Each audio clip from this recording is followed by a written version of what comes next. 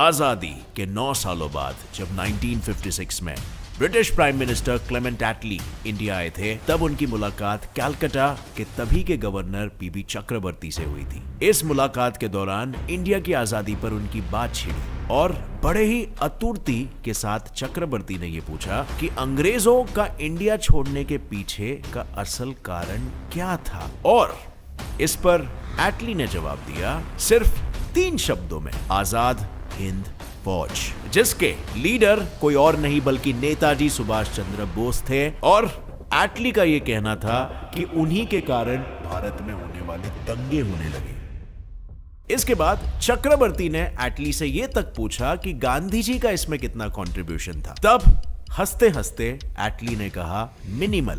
और इस घटना का जिक्र major general doctor GD Bakshi ने अपने किताब बोस एन इंडियन सामुराई में किया है। लेकिन फ्रेंड्स, ये सुनकर मन में बस सिर्फ एक ही सवाल आता है कि क्या सच में आजादी में गांधी जी से ज्यादा नेताजी सुभाष चंद्र बोस का हाथ था? और अगर ये सच बात है तो क्या आजाद भारत के पहले पीएम नेताजी होने चाहिए थे? वेल, असल में देखा जाए तो नेताजी ही इंडिपेंडेंट और अनडिवाइडेड भारत के पहले पीएम थे। लेकिन ये चीज आज तक एक डिबेटेबल थियरी रही है। अब सच्चाई क्या है वो तो हम जानेंगे ही, लेकिन उससे भी बड़ा सवाल तो ये है कि अगर नेताजी सच में हमारे पहले पीएम होते तो आज हमारा देश किस मुकाम पर होता? ये भी तो एक सोचने वाली बात है, राइट? वेल, हेलो फ्रेंड्स, मैं हूं गौरव और आज इसी आइडिया को जीवित करने के लिए हम इतिहास के उन धूल जमे पन्नों को फिर से एक बार पलटेंगे बिना किसी देरी के। In our today's video titled Subhash Chandra Bose अगर इंडिया के फर्स्ट पीएम होते तो क्या होता। सबसे पहले तो स्टार्ट करते हैं उस थियरी से जिस पर आज तक दुनिया भर के कई स्कॉलर्स डिबेट करते आ रहे हैं। इस थियरी के हिसाब से सुभाष चंद्र बोस आजाद और अनडिवाइडेड इंडिया के पहले प्रधानमंत्री थे। लेकिन कैसे? साल था 1942। जापान की मदद से सुभाष चंद्र बोस ने सिंगापुर में खुद की आजाद हिंद फौज स्थापित कर ली थी। इस फौज में शामिल थे ब्रिटिश इंडियन आर्मी के भारतीय सैनिक जिन्हें जापान ने पकड़ रखा था। और उस वक्त नेताजी हर देश में जाके वहां रहने वाले भारतीयों के मन में आजादी की चिंगारी जला रहे थे। उनके भाषण और उनका जुनून वहां रहने वाले आम भारतीय नागरिकों के मन में देशभक्ति जगाना और आजाद हिंद फौज के हिस्सा बनाने के लिए काफी था। अपने इन्हीं भाषणों के दौरान नेताजी ने उनसे यह वादा भी किया था कि वो अब 1 साल के अंदर अपनी फौज को आजाद भारत पर कदम रखवाएंगे। पर उससे पहले उन्होंने जापानी सेना के साथ मिलकर अंग्रेजों के खिलाफ 2 बहुत ही घमासान युद्ध लड़े, जिसका एहसान और नेताजी के सम्मान के रूप में जापान ने उनको ब्रिटिश से जीते हुए अपने अंडमान एंड निकोबार आइलैंड्स दे दिए थे, ताकि नेताजी अपनी फौज को आजाद भारत की जमीन पर ला सके। और यही जगह आजाद भारत का पहला हिस्सा बना जहां नेताजी ने एक आजाद और खुले आसमान में पहली बार तिरंगा को फड़काया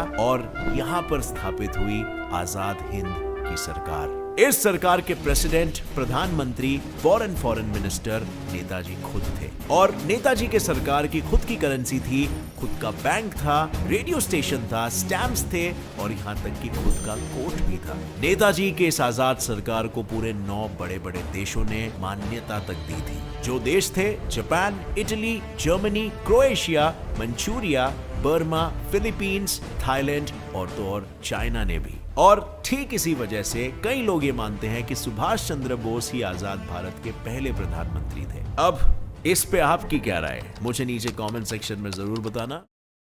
अब फ्रेंड्स, वीडियो में आगे बढ़ने से पहले मैं आपके लिए एक बहुत ही इंटरेस्टिंग ऐप लाया हूं, जो है वंडर शेयर का डॉक्टर फोन। iOS 15 अब अपग्रेड करने से पहले घबराने की कोई जरूरत नहीं है, क्योंकि इस ऐप पर आपको 1 सितंबर से 30 सितंबर तक 20% ऑफ मिल रहा है। आइए मैं आपको बताता हूँ आप अपग्रेड कैसे कर सकते हो। सबसे पहले आपको अपना बैकअप डाटा लेना पड़ेगा। डॉक्टर फोन का सिस्टम iOS रिपेयर भी है, जिससे आप इजीली अपने फोन को रिपेयर कर सकते हो। रिपेयर करने से पहले आप लोग ये स्टेप जरूर पढ़ना और उसके बाद आप अपने डिवाइस का मॉडल और सिस्टम वर्जन दोनों यहाँ पे एंटर कर सकते हो और उसके बाद स्टार्ट बटन पे टैप कर दो। यहाँ पर प्रोसेस स्टार्ट हो जाएगा और फिर ये करीब 10 से 15 मिनट का समय लेगा, क्योंकि सिस्टम आपका रिपेयर हो रहा है। और जैसे ये कंप्लीट हो जाएगा उसके बाद आपको डन लिख के आ जाएगा कि आपका ऑपरेटिंग सिस्टम सक्सेसफुली रिपेयर हो चुका है। तो देख सकते हो कितने आसानी से आपका फोन और सिस्टम रिपेयर हो चुका है और अब आपको वायरस और मालवेयर से टोटल प्रोटेक्शन मिलेगा। So click on the link in the description and go download now, 20% off है।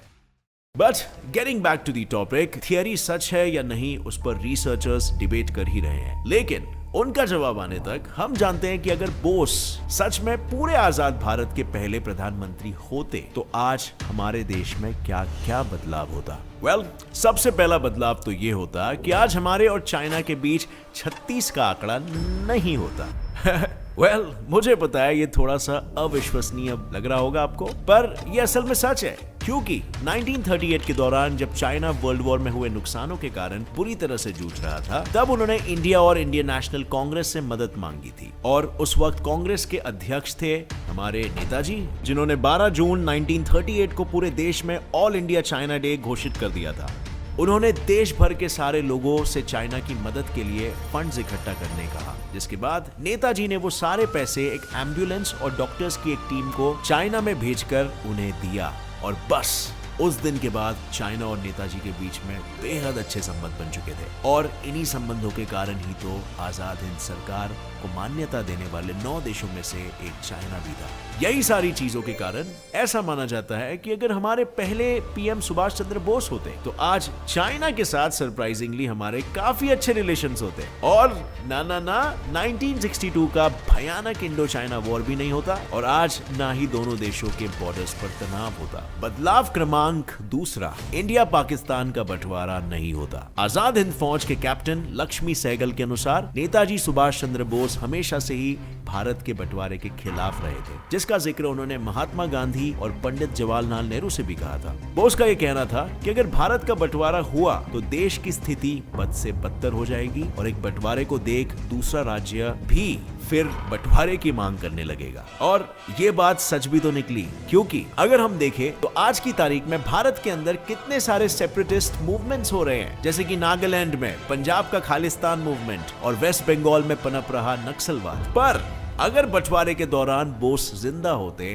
तो शायद वो पाकिस्तान की मांग करने वाले मुस्लिमों को बंटवारा ना मांगने के लिए मना लेते, क्योंकि बोस हमेशा से मुस्लिम लोगों में दूसरे कांग्रेस लीडर्स से ज्यादा लोकप्रिय रहे थे। और उसके पीछे का कारण बिल्कुल सिंपल था कि वो खुद कलकत्ता के एक ऐसे इलाके में पले बड़े थे जो मुस्लिम मेजॉरिटी इलाका था, और उन्होंने कभी भी हिंदुओं में या मुसलमानों में फर्क नहीं देखा था। और अगर हम देखें तो 1937 के दौरान कांग्रेस में 10% से भी कम मुस्लिम लीडर्स थे, और वहीं नेताजी की आजाद हिंद फौज में 30 से 40% मुसलमान सैनिक थे, जो खुद नेताजी के भाषणों से प्रभावित होकर फौज में शामिल हुए थे। इन सारी चीजों की बुनियाद पर यह कहना जायज है कि अगर नेताजी जिंदा होते तो शायद इंडिया पाकिस्तान का बंटवारा कभी नहीं होता। 1947 में दोनों देशों का इतिहास ना ही अपने ही भाइयों के खून से रंगता, और शायद आज पाकिस्तान और बांग्लादेश दोनों आजाद भारत के ही हिस्सा होते। अब फ्रेंड्स, बात करते हैं उस बदलाव का जिससे हमारे देश का चेहरा ही बदल जाता।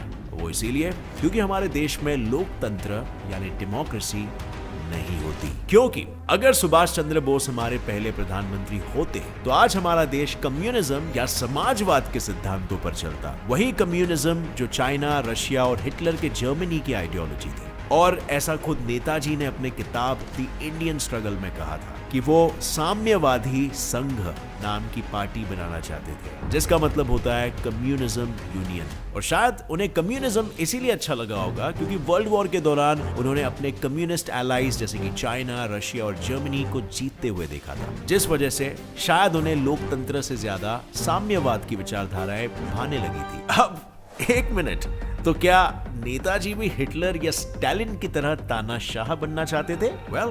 अगर वो पहले प्रधानमंत्री होते तो क्या आज हम पे भी चाइना के लोगों की तरह पाबंदियां लगी होती? अब अगर आपको लगता है कि नेताजी के आने पर शायद भारत का दृश्य कुछ ऐसा होता, तो शायद तुम गलत हो, क्योंकि नेताजी भले ही अपने विदेशी कम्युनिस्ट दोस्तों से इंस्पायर्ड थे, लेकिन वो उनके जैसा तानाशाह नहीं बनना चाहते थे। वो हमेशा से चाहते थे कि हर भारतीयों को समान राजनीतिक और आर्थिक अधिकार मिले और हर किसी को अपना धर्म चुनने का पूरा अधिकार मिले। और उनकी किताब द इंडियन स्ट्रगल में ये उन्होंने कहा भी है कि वे चाहते थे कि इंडिया एक धर्मनिरपेक्ष देश बने, ताकि यहाँ की माइनॉरिटीज को सेकंड क्लास नागरिकों का दर्जा न मिले और सब लोग मिलजुल के देश के विकास में हाथ बढ़ा सके। अब ये सब तो अच्छा है, लेकिन उनके राज में एक और एक बदलाव जो आता है वो ये होता था कि हम इंडियंस थोड़े ज्यादा अनुशासित यानी कि डिसिप्लिन्ड होते, क्योंकि उनका मानना था कि भारत को एक मजबूत लीडर की जरूरत थी। जो देश के लोगों को कड़े अनुशासन के महत्व को समझा सके। और शायद इसी वजह से फिर भारत में क्राइम रेट्स कम हो जाते हैं और लोग ज्यादा जिम्मेदार होते हैं, जैसे कि दूसरे कुछ कंट्रीज जैसे कि जापान।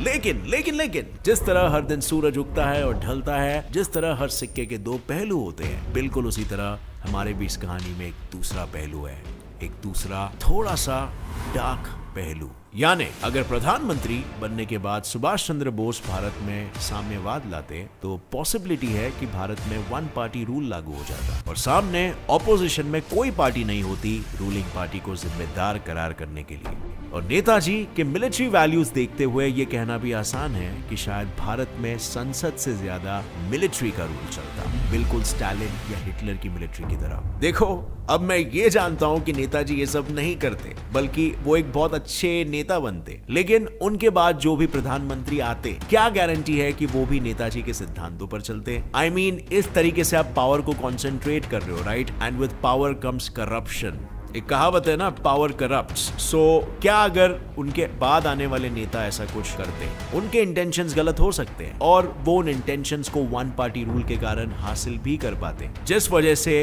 इस एनवायरनमेंट में शायद फिर हमारे आजाद भारत में जन्म लेता कोई हिटलर, जो नेताजी के धर्मनिरपेक्ष और संयुक्त भारत के टुकड़े कर देता। लेकिन फ्रेंड्स, फिलहाल तो हमने कुछ फैक्ट्स और नेताजी के जीवन की घटी घटनाओं की बुनियाद पर इस कहानी को बनाया है, पर असल में उनके प्रधानमंत्री बनने पे भारत कैसा होता वो तो हम तभी जान पाते अगर 1945 में ताइवान से रशिया आते वक्त उनका प्लेन क्रैश नहीं हुआ होता और उसमें उनकी मौत नहीं हुई होती। इस चीज पर भी लोग आजादी से लेकर आज तक लोगों में इस बात की बहस जारी है कि बोस उस प्लेन क्रैश में नहीं मरे थे, बल्कि उन्हें कैप्चर किया गया था और फिर उनके साथ अच्छा नहीं किया। ये थियरी अपने आप में ही एक पूरा वीडियो बन सकती है और इसके ऊपर एक पूरी बुक लिखी गई है कि कैसे उन्हें एक रशिया के प्रिजन में बंद रखा था। तो अगर आप इस चीज पर भी एक वीडियो देखना चाहते हो तो नीचे कमेंट सेक्शन में मेरे साथ शेयर करना। अगर आप लोग इंटरेस्टेड हो तो मैं डेफिनेटली एक वीडियो बनाऊंगा। और साथ ही में फ्रेंड्स, उम्मीद है आपको याद हो क्लेमेंट एटली ने क्या कहा था वीडियो के इंट्रोडक्शन में। जिनसे हमें आजादी मिली उनसे रीजन पूछा गया तो उन्होंने ही बताया किस वजह से आजादी मिली थी, जो थे सुभाष चंद्र बोस। सो या ये एक ऐसी चीज है जो हर भारतीय को पता होनी चाहिए इन माय ओपिनियन। अगर इस वीडियो से आपको कुछ भी नया सीखने मिला तो एक लाइक जरूर ठोकना, सब्सक्राइब कर लो get set fly fact channel, क्योंकि यहाँ पर आपको ऐसे इंटरेस्टिंग, माइंड ब्लोइंग और क्यूरियस वीडियोस मिलेंगे जो आपकी बुद्धि और इंटेलिजेंस को बढ़ाते रहेंगे। और हाँ, बेल आइकन को ऑन कर लेना, ऑल नोटिफिकेशंस ऑन करके। With that said, as always, stay curious, keep learning and keep growing. जय हिंद।